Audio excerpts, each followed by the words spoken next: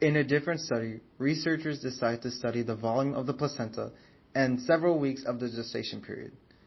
This could serve as supplemental information that can possibly collaborate with the Forbes one. However, our expectations fell short. We could not compare the two graphs or any information derived by it.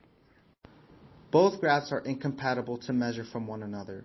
Following our equation for the placenta volume, we realize the equation is formulated by a fourth-degree polynomial, while the weight of the placenta is formulated by a fifth-degree polynomial, again incompatible. Due to the baby's growing in size, the placenta begins to expand, increasing by the placental volume. However, the weight stays the same. Knowing this, we can conclude that the placental volume and weight have no correlation.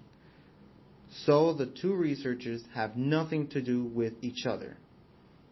Considering this, we would rather continue the research in placental and fetal weight rather than volume.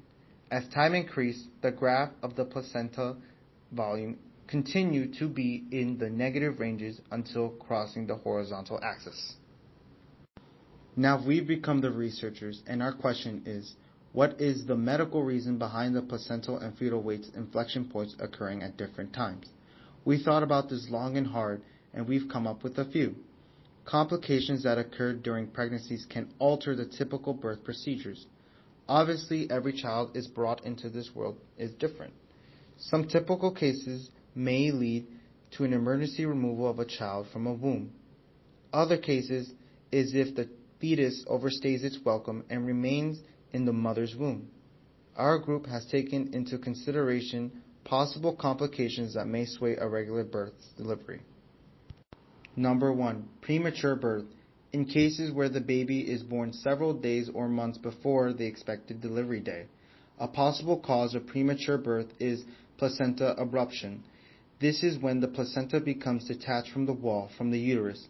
This can lead to excessive bleeding during vaginal birth, which is dangerous for the baby and the mother. At this point, a C-section is performed.